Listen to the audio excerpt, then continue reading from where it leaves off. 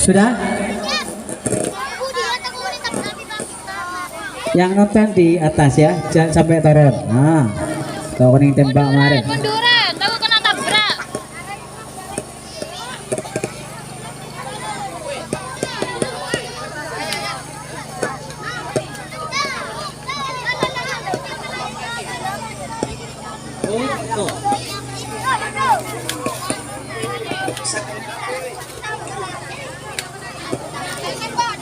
Cukup.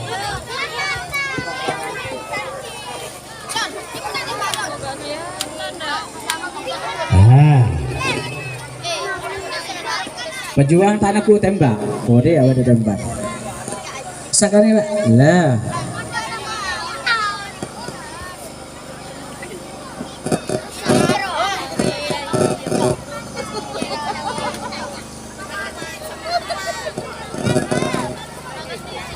Monggo Bapak Ibu yang mau menonton ya.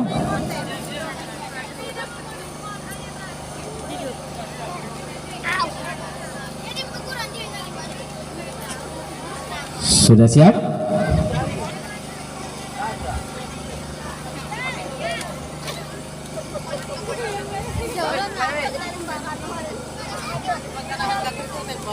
Iya. Hai, ya. Selamat menyaksikan drama kolosal dari SD Kalipugol 1.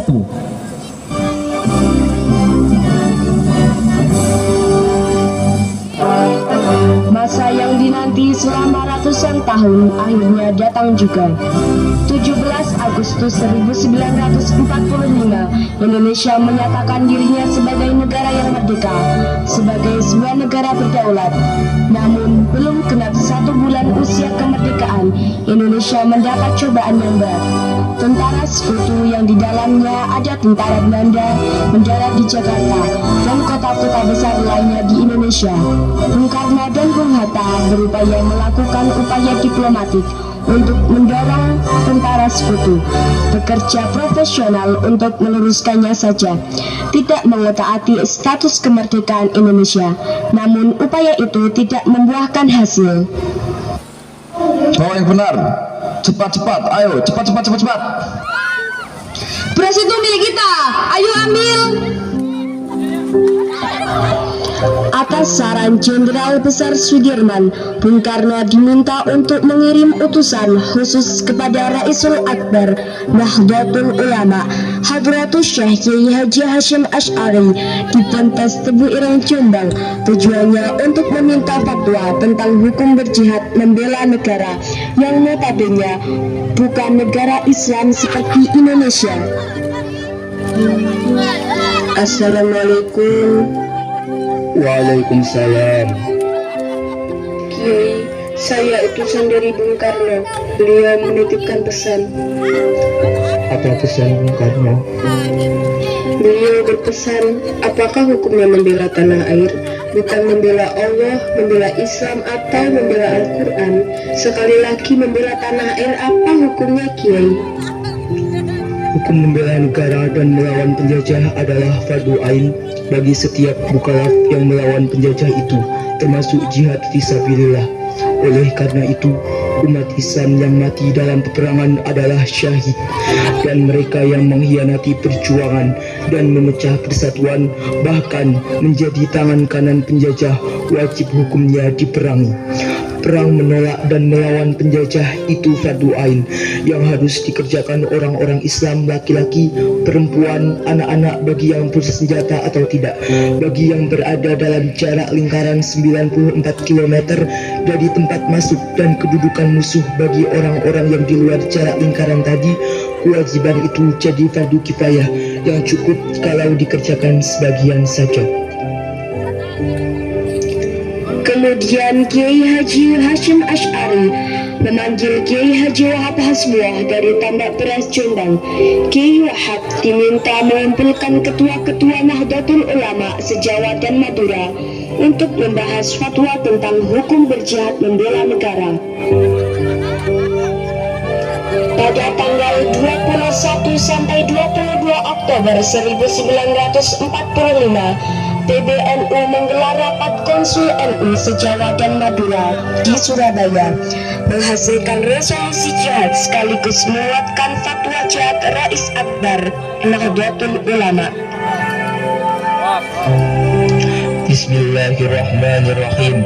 Resolusi Jihad Nahdlatul Ulama seluruh daerah Jawa Madura memutuskan memohon dengan sangat kepada pemerintahan Republik Indonesia supaya menentukan dan mengupayakan tindakan yang nyata dan sepadan terhadap usaha-usaha yang membahayakan kemerdekaan dan agama dan negara Indonesia, terutama dengan pihak Belanda dan kaki tangannya, supaya memerintahkan perjuangan yang bersifat sabilillah untuk tegaknya negara Republik Indonesia dan agama Islam. Selanjutnya, kami berfatwa bahwa setiap muslim tua dan miskin sekalipun wajib memerangi orang kafir yang merintangi kemerdekaan Indonesia. Yang kedua, pejuang yang mati dalam perang kemerdekaan Indonesia layak disebut syuhada. Dan yang ketiga, warga negara Indonesia yang memihak kepada Belanda dan sekutunya dianggap memecah belah persatuan, oleh karena itu layak dihukum mati. Pada tanggal 25 Oktober, pasukan Inggris mendarat di Surabaya, dipimpin oleh Brigjen Malabi.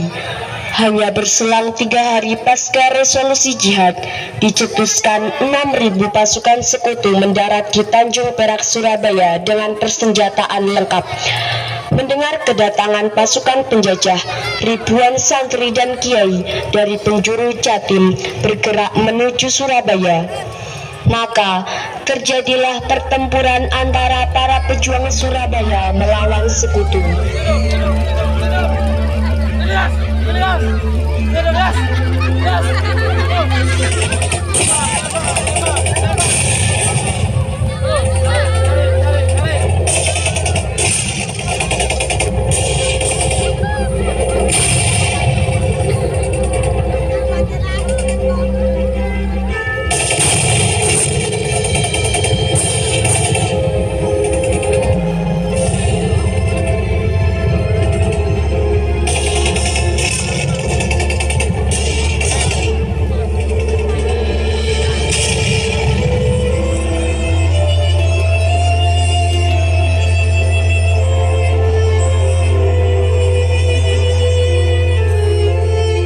Tanggal 30 Oktober 1945 telah terjadi gencatan senjata antara Laskar Arek-Arek Surabaya dan pasukan sekutu Inggris. Sore hari usai kesepakatan gencatan senjata, rombongan Biro Kontak Inggris menuju ke gedung International yang terletak di samping Jembatan Merah. Namun, sekelompok pemuda Surabaya menolak penempatan pasukan Inggris di gedung tersebut. Mereka meminta pasukan Inggris kembali ke Tanjung Perak sesuai kesepakatan gencatan senjata. Tolong beritahu mereka bahwa kita setuju gencatan senjata dengan Indonesia. Iya, Pak. Jangan ingkari kesepakatan itu, karena itu membuat nama baik kita hilang dan tidak dipercaya lagi. Tenang, saudara-saudara. Bung Karno dan Bung Hatta telah setuju untuk gencatan senjata. Karena itu benar, lucuti saja mereka, lucuti senjatanya, lucuti.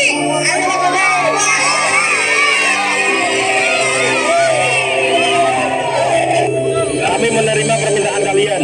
Saya yang akan bertanggung jawab penuh. Dan sekarang biarkan kami masuk. Mereka akan bertanggung jawab penuh. Jadi biarkan kami masuk ke dalam gedung itu.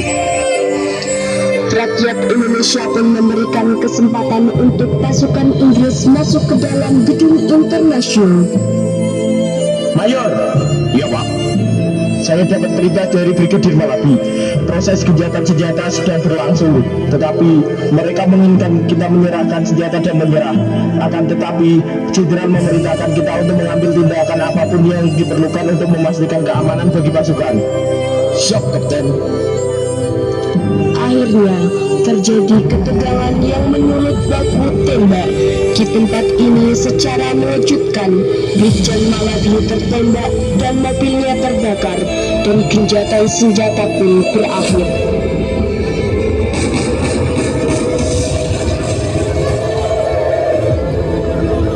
Pengganti Malabi tetapi Jenderal Robert Manser mengultimatum laskar pejuang dan tentara Indonesia agar menyerahkan senjata kepada Inggris paling lambat 10 November 1945. Jika tidak, Inggris mengancam akan membunuh hanguskan Surabaya.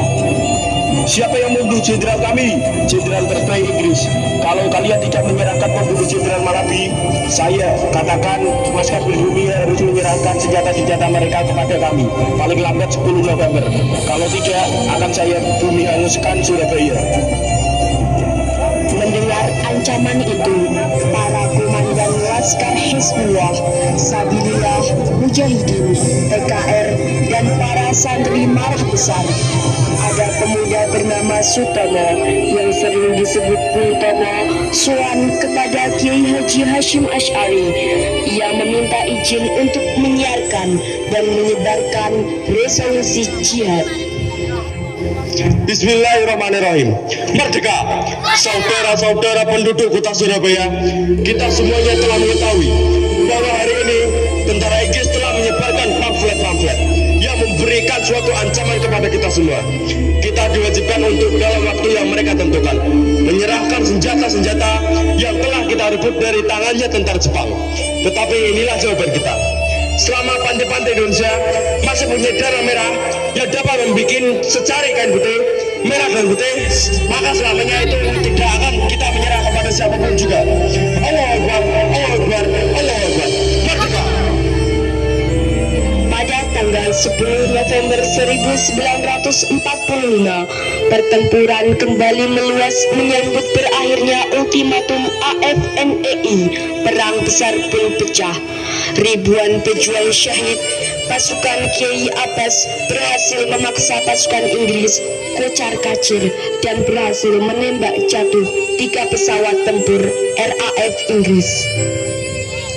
Kiai, sepak terjang Belanda semakin mengkhawatirkan. Mereka menduduki tempat-tempat strategis. Allah. Dan bahkan kini Belanda sudah memasuki Singosari. Allah. Dan rakyat-rakyat kecil yang tidak berdosa banyak yang menjadi korban. Masya Allah. Sepertinya Kiai kelelahan. Kiai, Kiai, Kiai, Kiai, Kiai. Inna lillahi wa inna ilaihi raji'un.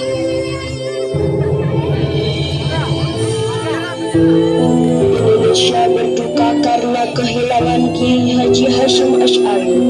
Namun perjuangan terus membara demi negara kesatuan Republik Indonesia, walau pasca negara terekspor dengan baik. Pada hari ini, para santri telah mendiskualifikasikan perjuangan para santri dalam mempertahankan negara kesatuan Republik Indonesia. Jangan lupakan sejarah.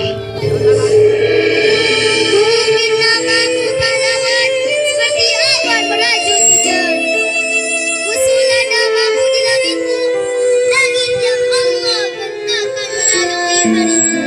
Pastikan segarku kemerdekaan yang mengalir dari sesa dadamu.